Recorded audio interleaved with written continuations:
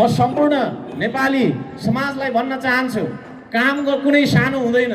म धरान उपमहानगरपालिकाको नगर प्रमुख, दिनभरि ढुङ्गा कुटिरहेको हुन्छु। खोइ म सानो भएँ? कुनै पनि काम सानो हुँदैन। काम गर्ने मान्छे तपाईको सम्मानित नभएको कारणले गर्दाखेरि यो देश पछि परेको। हामी ठुल्ठुला गफ गर्छौँ, ठुला गफ गर्छौँ, कति गर्छौँ गर्छौँ, धुट्टो पिठो बनाउँछौँ गफ गरेर, तर काम केही पनि गर्दैनौँ।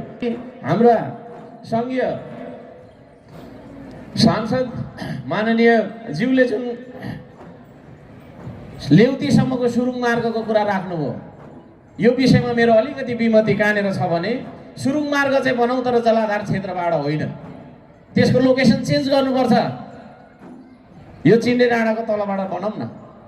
तर हाम्रो हुँदाहुँदैको अलिअलि भएको पानीको स्रोत त्यो पनि मासिने गरी फेरि हामी त्यहाँ आमगाछीतिर गयौँ भने भुइँको टिप्नु खोज्दा गोजीको झरे जस्तो हुन्छ। त्यता पनि हाम्रो सुक्छ है, सर्दो खर्दो पनि सुक्छ। अनि त्यो कहिले हो अब छैन होइन। बिना पैसाको योजना नेपाल सरकारले बनाइरहेको छौँ।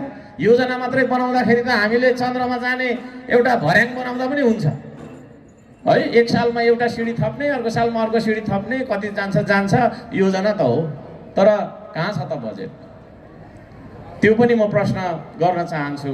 यहाँ सम्पूर्ण उपस्थित दाजुभाइ दिदीबहिनीहरूलाई म धेरै धेरै धन्यवाद दिन चाहन्छु। यहाँहरूको यो उल्लासमय सहभागिताको लागि धन्यवाद दिन चाहन्छु। धरान एउटा जीवित सहर हो, यो मृत सहर होइन।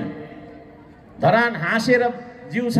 धरान चाहिँ नि हाँसेर हरेक कुरालाई चाहिँ नि सामना गर्दै अगाडि बढिरहेको सहर हो।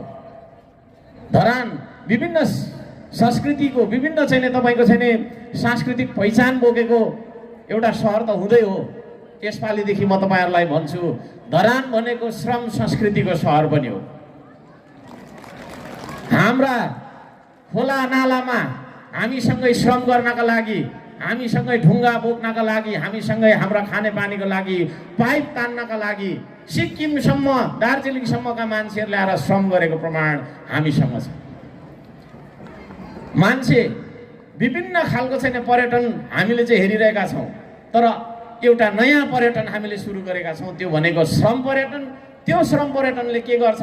धरानमा गएर काम गर्नुपर्छ भन्दै मान्छेहरूलाई चाहिँ नै यहाँनिर आकर्षित गरिरहेको छ। म सम्पूर्ण नेपाली समाजलाई भन्न चाहन्छु, काम कुनै सानो हुँदैन। म धरान उपमहानगरपालिकाको नगर प्रमुख, दिनभरि ढुङ्गा कुटिरहेको हुन्छु। खोइ म सानो भएँ? कुनै पनि काम सानो हुँदैन। काम गर्ने मान्छे तपाईको सम्मानित नभएको कारणले गर्दाखेरि यो देश पछि परेको। हामी ठुल्ठुला गफ गर्छौँ, ठुला गफ गर्छौँ, कति गर्छौँ गर्छौँ, धुट्टो पिठो बनाउँछौँ गफ गरेर, तर काम केही पनि गर्दैनौँ। त्यसले गर्दाखेरि देश पछि पर्यो।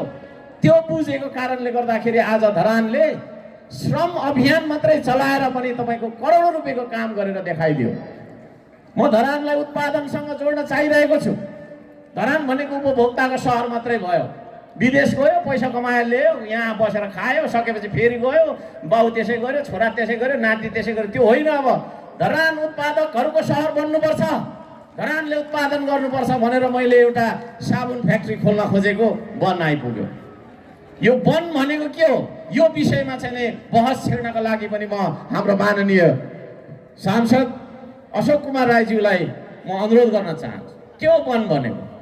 बाटो बनाउनु खोज्यो बनाइ आइपुग्छ, पुल बनाउनु खोज्यो बनाइ आइपुग्छ, विद्यालय बनाउनु खोज्यो बनाइ आइपुग्छ।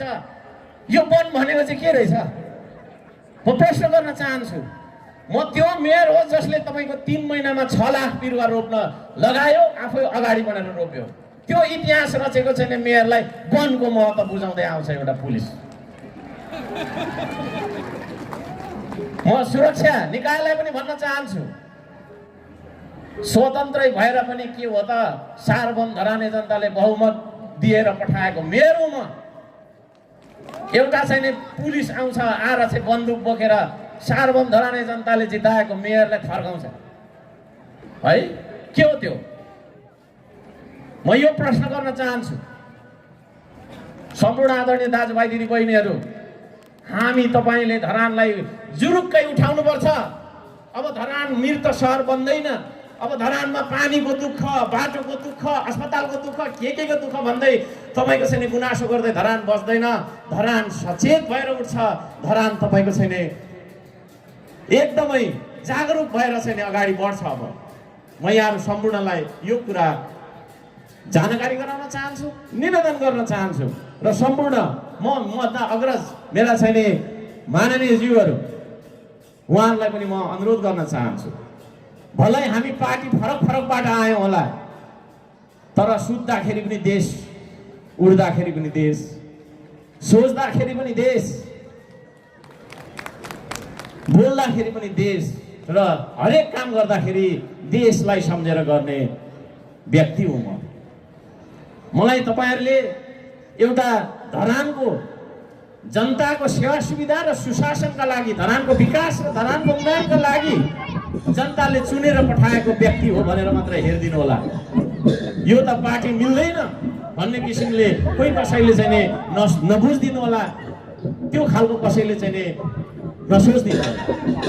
पार्टी भन्दा विचार भन्दा माथि हुन्छ देश। त्यो देशको लागि हामी जुट्नेछौँ, त्यो देशको लागि हामी उठ्नेछौँ। म यहाँहरु सम्पूर्णलाई यही कुराहरु राख्दै यहाँहरु सम्पूर्णको यस सहभागिता, यस चाहिँ तपाईको छैन योगदान, यी सम्पूर्ण जे जति तपाईहरुले यहाँनिर दुःख गर्नुभएको छ यो उत्सवलाई सफल बनाउनको लागि, सम्पन्न गर्नका लागि सम्पूर्णलाई म हृदयदेखि धन्यवाद दिँदै यहाँहरु सम्पूर्ण अतिथिगण लगायतका सम्पूर्णलाई म धन्यवाद दिँदै आजको यस हाम्रो उद्घाटन सत्र, यस हाम्रो धरानको जन्मोत्सव मनाउने क्रमको छैन यो उद्घाटन सत्र यही समापन भएको जानकारी गराउन चाहन्छु। हस्, धन्यवाद। नमस्ते, जय धरान।